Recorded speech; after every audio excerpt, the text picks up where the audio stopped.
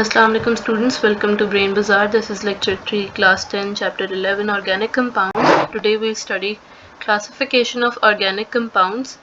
अब classification का जो basic मतलब होता है that is grouping. As we studied in the last chapter, last lecture, कि हमारे पास जो amount है that is 10 million.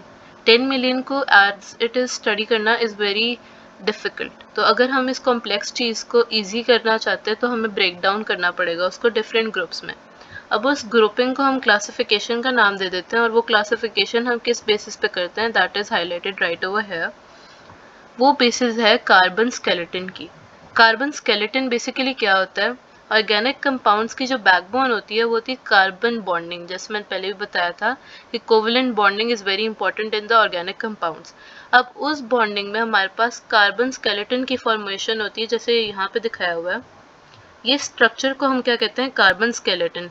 इसके साथ इस साइड पे हाइड्रोजन भी हो सकता है, डिफरेंट चीज़ें हो सकती हैं, लेकिन हम लोग अभी हाइड्रोजन को ही पढ़ेंगे। तो कार्बन स्केलेटन में क्या है कि आपका कार्बन हाइड्रोजन से किस तरह से अटैच हुआ हुआ है, बॉन्डिंग को एक्चुअली बताता है, ठीक है।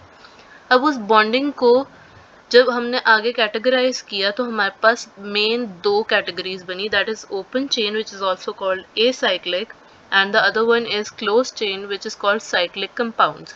Starting with open chains which are acyclic. acyclic में a का मतलब है नॉट और cyclic का मतलब है रिंग फॉर्मिंग। तो ऐसे कंपाउंड्स जिसमें हमारे पास रिंग फॉर्म नहीं होती दैट इज ओपन चेन। अब ओपन चेन की डेफिनेशन आप पढ़ सकते हो, compounds where the end carbon are not joined forming a long chain, और इसका दूसरा नाम एलिफेटिक भी होता है। ये एक्चुअली आपके एमसीक्यूज और शॉर्ट क्वेश्चन में आ जाता है, तो इसका अच्छे से याद कर लेना आपने।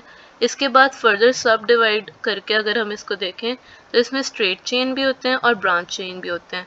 स्ट्रेट चेन आपको नाम से पता चल रहा है कि linked in a straight chain with single, double और ट्रिपल बॉन्ड्स, जैसे कि हमारे पास यहाँ पे नजर आ रहा है कि एन ब्यूटेन है, ये कम्प्लीटली स्ट्रेट चेन में है।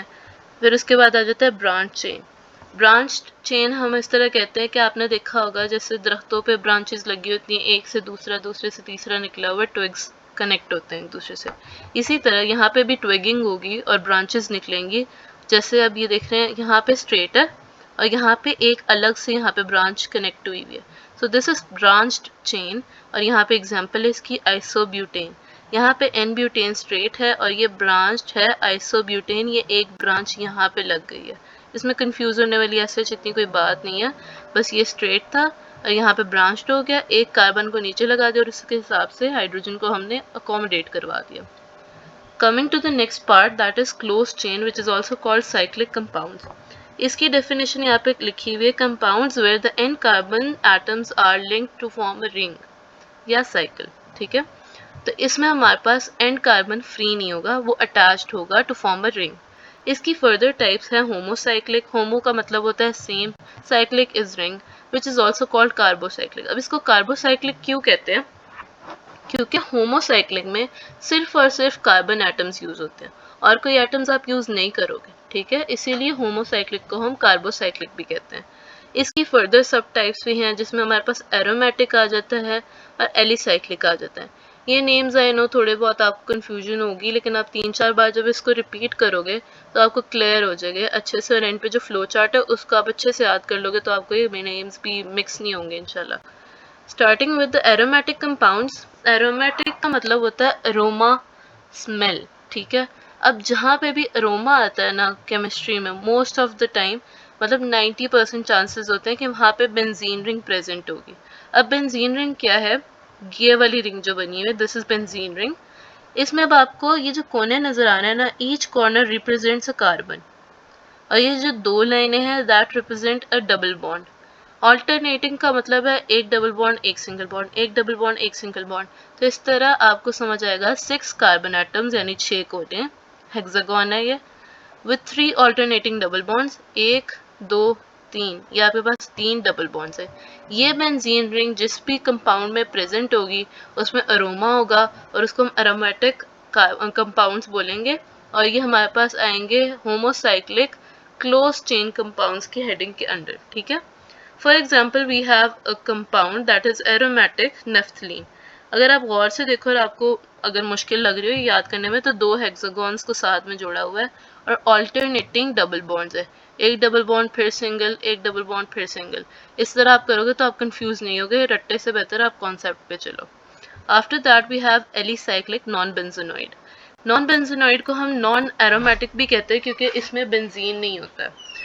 अब इसमें जब बेंजीन नहीं होगा तो ये सिंपली हमारे पास साइक्लिक कंपाउंड है जिसमें हमारे पास कोई भी एरोमा प्रेजेंट नहीं है, ठीक है। इसकी बहुत सिंपल सी डेफिनेशन है, do not contain a benzene ring और नॉन एरोमेटिक होता है। इसके बाद हम आ जाते हैं हेट्रोसाइक्लिक पे। हेट्रो का मतलब होता है डिफरेंट, साइक्लिक होता है चेन या रिंग, चेन नहीं सॉरी रिंग। तो हेट्रोसाइक्लिक में हमारे पास क्या होगा, अदर देन कार्बन कोई भी हमारे पास एक एटम प्रोड्यूस होगा हमारे पूरे कंपाउंड में। फॉर एग्जांपल वो सल्फर हो सकता है, वो हमारे पास नाइट्रोजन हो सकता है, वो ऑक्सीजन हो सकता है।